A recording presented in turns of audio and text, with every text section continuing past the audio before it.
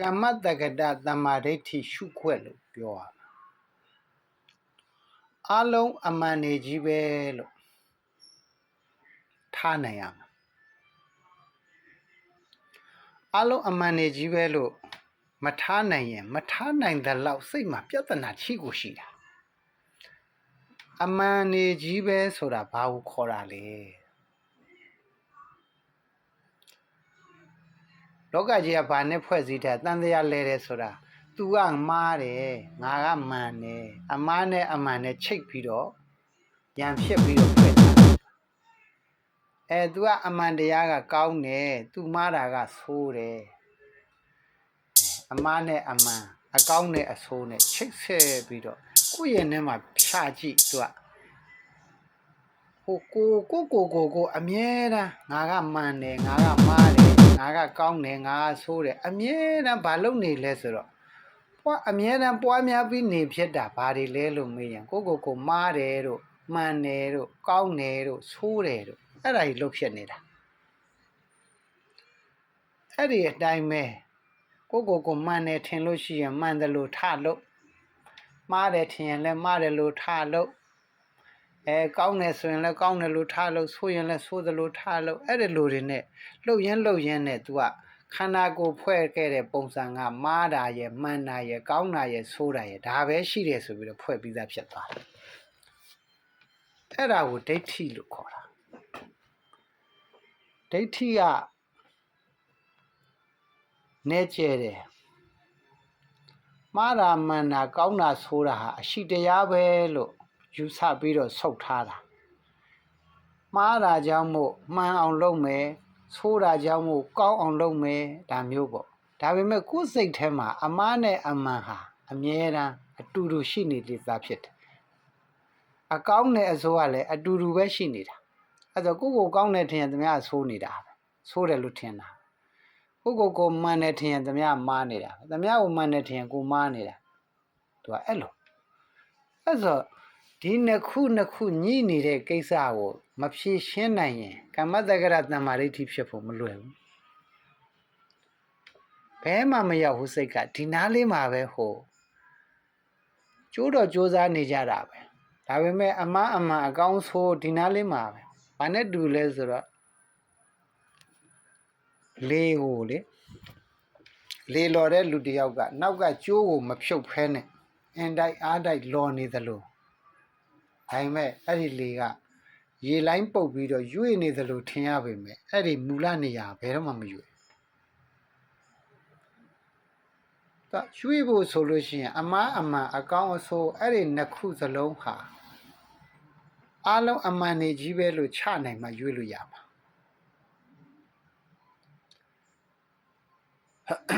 ကဲမြတ်စွာဘုရားဟာပါရမီတွေဖြည့်ခဲ့တယ်ပါရမီဖြည့်ခဲ့တယ်ကောင်းလဲကောင်းတယ်မှန်လဲမှန်တယ်ဘုရားဖြစ်သွားတယ်ကောင်းလဲကောင်းတယ်မှန်လဲမှန်တယ်အကောင်းဆုံးအမှန်ဆုံးပေါ့ကျွန်တော်တို့အထင်က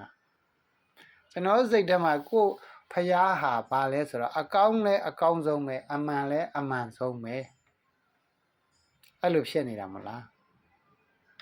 အကောင်းဆုံးအမှန်ဆုံးဖယားရဲ့စမ်းကျင်ဘက်ဒေဝဒတ်ကြတော့အမှားဆုံးအဆိုးဆုံးဖြစ်နေတာကိုယ်စိတ်ထဲမှာကြည်ပြန်ကြည့်ဒေဝဒတ်ကမိုက်လိုက်တာမှားလိုက်တာအမှားဆုံးနောက်အဆိုးဆုံးအဲ့ဒီကောင်မှားလို့အဲ့ဒီကောင်ဆိုးလို့ငရဲသွားတာဖယားကတော့အဲ့ဒီလိုကောင်းလို့အဲ့ဒီလိုမှန်လို့ပြိဋိဘံစံသွားတာအန္တရာဝဆင်းကြီးကလွတ်သွားတာဒါကျွန်တော်ယင်ထဲမှာအမှားလဲတကယ်အရှိပဲအမှန်လဲတကယ်အရှိပဲအဲ့လိုတွေးနေတာလေအဲ့ဒါလဲတကယ်အရှိလို့ကိုယင်ထဲမှာအဆိုင်ခဲကြီးလို့အခိုင်အမာကြီးတိဆောက်ထားတာဒါသမားတွေနော်ဒါအဲ့ဒီဟာကိုဖယားကကောင်းလဲကောင်းတယ်မှန်လဲမှန်ပါတယ်လို့သမားပြောလို့ပဲဖြစ်ဖြစ်ကိုယ့်အနေကိုပဲဖြစ်ဖြစ်ယူဆထားတာဒေဝဒတ်ကဆိုးပါတယ်ပဲဆိုးမှလဲမှားတယ်ဆိုးလဲဆိုးတယ်ဆိုတာလည်းပဲသမားပြောလို့ပဲဖြစ်ဖြစ်ကိုယ့်အနေကိုပဲဖြစ်ဖြစ်ကိုယ်ယူဆပဲ ဒါပေမဲ့အဲ့ဒီနှစ်ခုစလုံးဟာနှစ်ခုစလုံးကိုအမှန်နေကြီးပဲလို့ထားအမှန်ဆိုတာဖျားဖြစ်နိုင်လောက်အောင်ပါရမီကောင်းမှုများဖြည့်ဆည်းခဲ့တဲ့အကြောင်းရှိတယ်ဖျားဖြစ်နိုင်လောက်တော့ဖျားဆိုတဲ့အကျိုးတရားပေါ်တယ်ဒေဝဒတ်ဆိုတဲ့ပုဂ္ဂိုလ်ဖြစ်နိုင်လောက်အောင်အကြောင်းကံရှိတယ်အကျိုးဒေဝဒတ်ဆိုတာပေါ်တယ်အကြောင်းနဲ့အကျိုးဖြစ်စဉ်နှစ်ခုဟာတစ်ခုမှမမှားဘူးသူတို့ပြုထားခဲ့တဲ့ကံအတိုင်းပဲဖြစ်ပေါ်ပြရတာပဲဆိုတဲ့ဟာကိုနှစ်ခုစလုံးကိုအမှန်ထားသူတို့ရဲ့အတိတ်ကံနဲ့ပြစ္ဆုတ်ပံအကျိုးနှစ်ခုစလုံးကိုအတိတ်ကံဆိုတဲ့အကြောင်းကြောင့်ပြစ္ဆုတ်ပံဖျားဆိုတဲ့အကျိုးဒေဝဒတ်ဆိုတဲ့အကျိုးကိုရကြတာအဲ့ဒီနှစ်ခုကိုဆက်ဆက်ကြည့်လို့ရှိရင်ကိုယ့်ရဲ့ထဲမှာဖျားကတော့အကောင်းဆုံးအမှန်ဆုံးဆိုတဲ့ဆုတ်ထားတာမရှိတော့ဒေဝဒတ်ကတော့အဆိုးဆုံး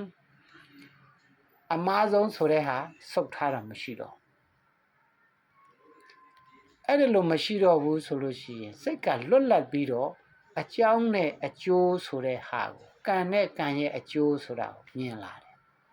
ကံနဲ့ကံရဲ့အကျိုးပဲကဲအဲ့ဒါဆိုရင်ကိုယ့်ရဲ့ခန္ဓာကိုယ်ဖြစ်စဉ်ကိုလည်းပြန်ကြည့်ကိုယ်စက္ကန့်တိုင်းမှာအကျိုးပေးတယ်အခုစကားလေးတစ်ခွန်းပြောနေတယ်တစ်လုံးပျောက်သွားတယ်စက္ကန့်တိုင်းကျိုးပေးတာစက္ကန့်တိုင်းမှာဖြစ်ပေါ်ဖို့တဲ့ကံကထောက်ပံ့ပေးတယ်စက္ကန့်တိုင်းအကျိုးပေးနေတယ်အဲ့ဒီဟာကိုဘလို့ကြီးဖြစ်တာကတော့မှားပါတယ်ဘလို့ကြီးဖြစ်တာကတော့မှန်ပါတယ်ဘလို့ဖြစ်တာကတော့ကောင်းပါတယ်ဘလို့ဖြစ်တာကတော့ဆိုးပါတယ်ဆိုတာကိုယ့်အနဲ့ကိုယူဆထားတာကိုယ့်အနဲ့ကိုအကောင်းအဆိုးအမှားအမှန်နဲ့ဘောင်ခတ်နေတာ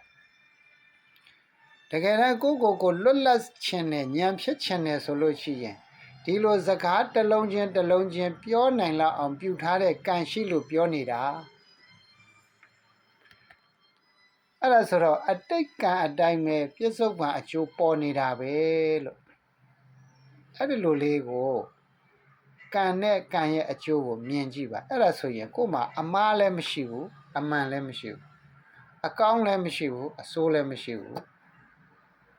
အကောင်းတွေအဆိုးတွေအမှားတွေအမှန်တွေဆိုတာကိုယ့်ရဲ့အယူဆတက်ပဲဒီဖြစ်စဉ်ကတော့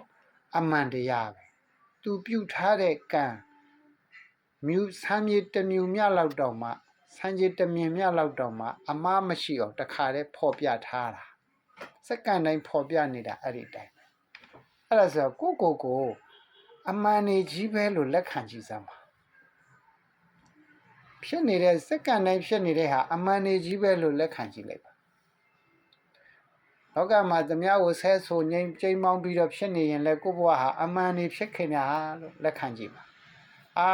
နောက်ကောင်းတဲ့ဟာတွေလို့နာမည်တက်တဲ့ဖျားရှိခိုးတဲ့စာသင်တဲ့စသဖြင့်တစ်ခုခုလုံးနေရင်လည်းပဲ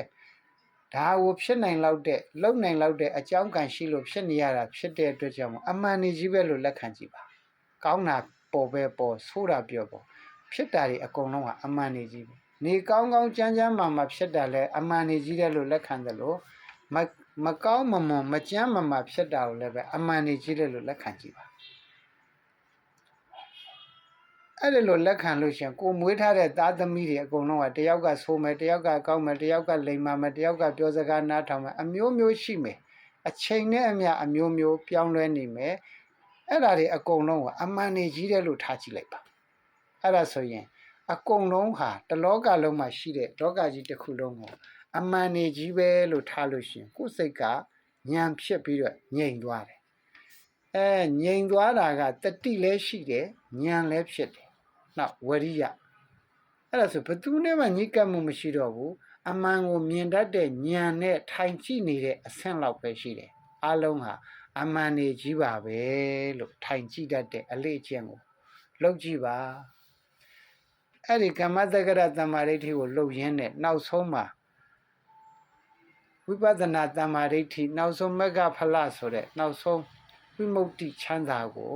လွယ်ကူစွာရနိုင်ပါတယ်ဆိုတဲ့အကြောင်းလေးကိုဒါလေးကိုမှတ်